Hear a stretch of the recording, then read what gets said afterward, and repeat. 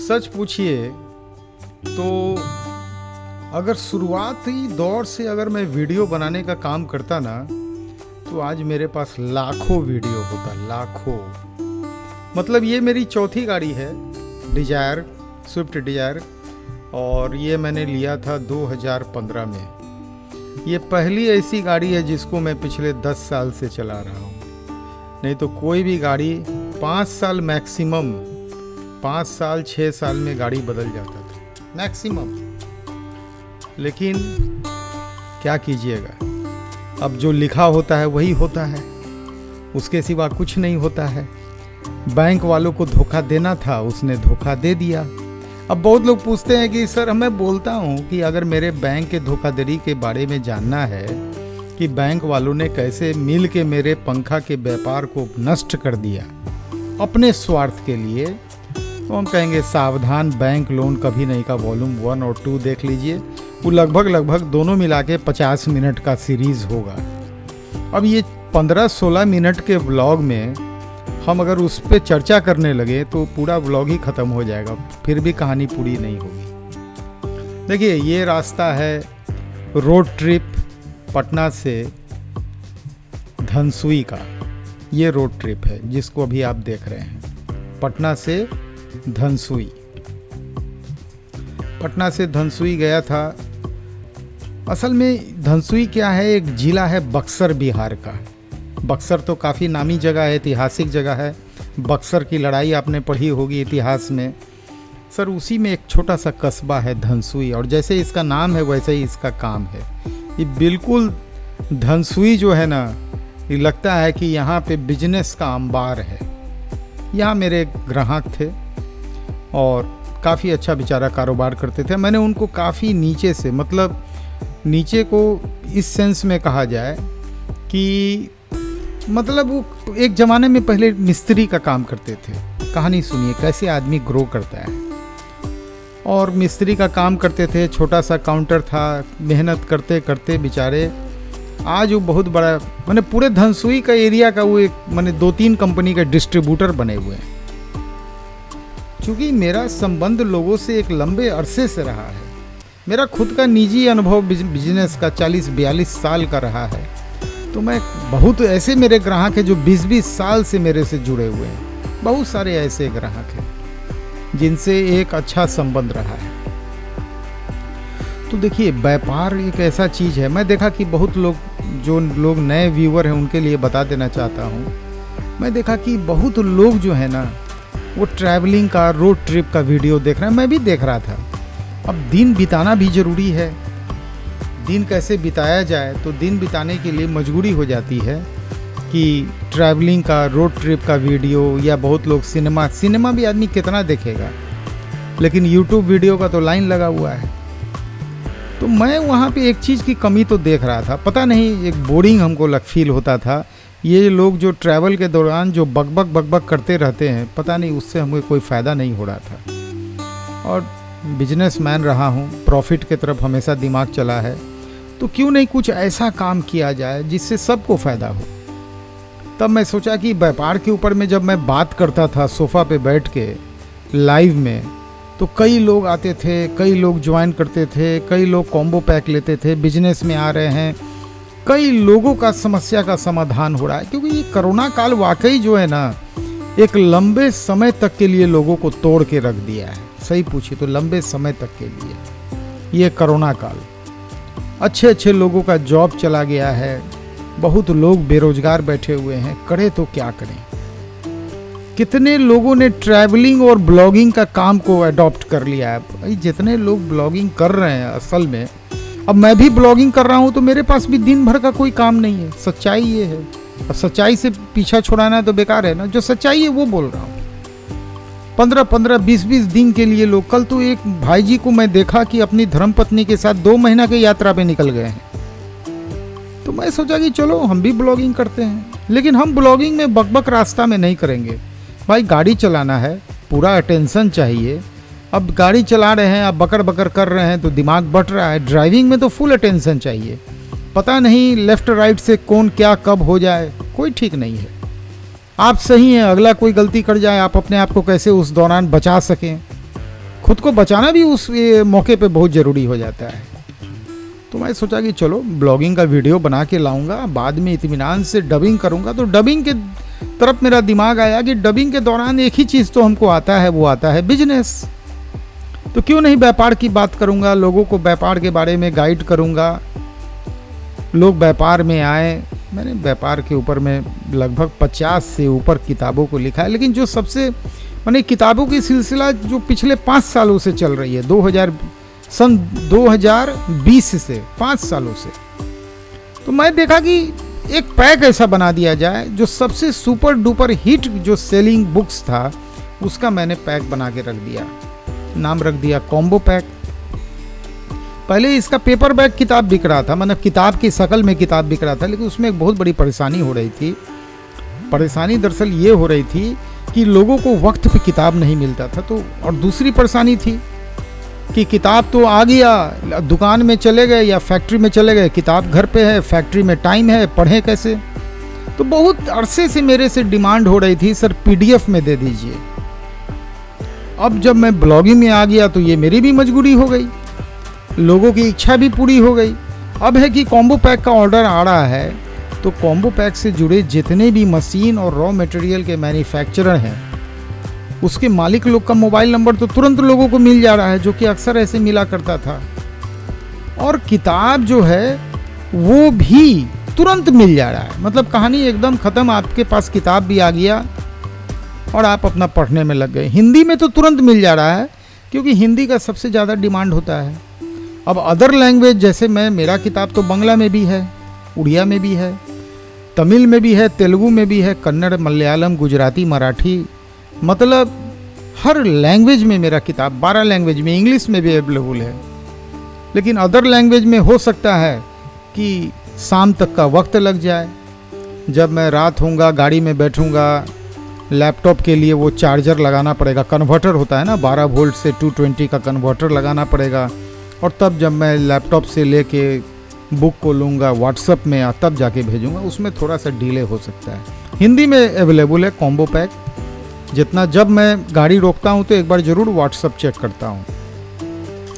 अब देखिए, सही पूछिए तो मैंने ज़िंदगी में 16-17 बिजनेस किया है, और मैं बार बार बोलता हूँ, मुझे किसी के केस हिस्ट्री की ज़रूरत नहीं पड़ती है, किसी दूसरे के केस हिस्ट्री की, क्योंकि अपने ज़िंदगी में इतना केस और हिस्ट्री भरा हुआ है, अगर उसी पे चर्चा करूं तो कम है। मैंने लाइफ में जनरली अपना ही एग्जाम्पल दिया है और लोग उससे लाभान्वित हुए हैं, आगे बढ़े हैं, लोगों को बहुत लाभ मिला है। मैं कल वाले ब्लॉग में जो चर्चा करने की शुरुआत की थी ऑडियो कैसेट के ऊपर में, ऑडियो बिजनेस के ऊपर में, लेकिन क्या कीजिएगा, इतने सारी बातें हैं, एक से दूसरा बात का रास्ता खुल जाता है। मैं कोई स्क्रिप्ट लेके कोई डबिंग नहीं कर रहा हूँ, मैं सिंपली सामने लैपटॉप में वीडियो देख रहा हूँ, जो ये भाई जी देखिए अभी क्रॉस की है, सिंपली एक वीडियो देख रहा हूँ और वो अपना बात शेयर कर रहा हूँ। कभी भी स्क्रिप्ट बना के बात करने का ज़रूरत नहीं पड़ा, क्योंकि इतना अनुभव से गुजरा हूँ, इतना एक्सपीरियंस है। किसी एक टॉपिक पे बोलने लगूँ तो वो टॉपिक ही अपने आप में बहुत बड़ा टॉपिक होगा। तो ऑडियो कैसेट का बात हो रहा था। जब मैं साउंड रिकॉर्डिंग स्टूडियो चला रहा था तो लोगों की आवश्यकता हुई कि भाई जब एक मास्टर कॉपी बनाए तो हमको 100 पीस कॉपी कर दीजिए। फिर लोग ब्लैंक कैसेट का डिमांड करने लगे। तो मैं कह रहा था कि बहुत सारे लोगों, लगभग सब घर में, हमारे घर में भी 50-100 कैसेट ऑडियो का फेंका हुआ था, सबके रिबन में रस्ट लगा हुआ था। तो उसको कैसे जिंदा किया जाए। मार्केट में कोई ऑप्शन अवेलेबल नहीं था, एक ही ऑप्शन अवेलेबल था कि आप ब्लैंक कैसेट खरीदिए। उस जमाना में 15 रुपये का आता था। तो मैं सोचा कि अगर इसका रील, चूँकि जब ब्लैंक कैसेट का मैं निर्माता बन गया तो मेरे पास रील आने लगा, पैनकेक्स जिसको बोलते थे, और बड़ा बड़ा मशीन मैंने लगा लिया था। मतलब मेरे पास टोटल 24 कटिंग मशीन था, लोडर मशीन जिसको कहते हैं, जिसमें बड़ा बड़ा चक्का डाला जाता था और 1-1 घंटे का रील कट के निकलता था उससे। तो मेरे पास अब हाथ में अवेलेबल था ऑडियो कैसेट का फीता। तो मैंने सोचा कि चलो इसी को मार्केट किया जाए। अपने आप में ये भी बहुत बड़ा काम है।